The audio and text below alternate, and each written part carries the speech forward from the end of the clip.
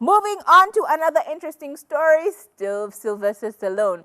Now, when I read this story, I just started laughing, okay? Let me explain why.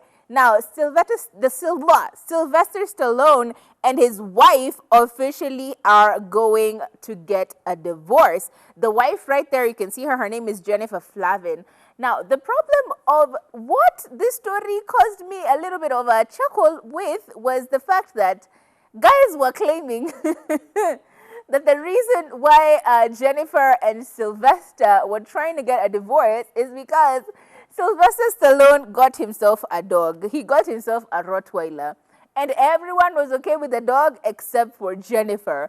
And apparently it was this fight about him getting this Rottweiler into their home that caused her to file for divorce, which just makes no sense, guys. Can we break that down information? Break it down and tell me how that makes sense. Make it make sense. As in, how am I going to break up with my husband because he got a dog that I didn't want? Of course, that's not true.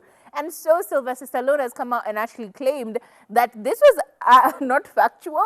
The reason why him and his wife, I don't know why I'm laughing, but the reason why him and his wife separated or are getting a divorce is completely not them and the dog. They just had other issues that have been building up over time. And then, they just decided it's time for them to call it quits. So it's not about the dog, people. Let it go. Let it go. Like, who comes up with this news? Surely, who comes up with this news? Now the next thing you hear is Katomi has an afro because her head didn't feel warm. I mean, kaivo.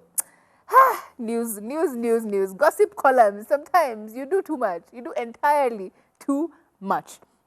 Moving on to another interesting story, which is not interesting good, it's interesting bad.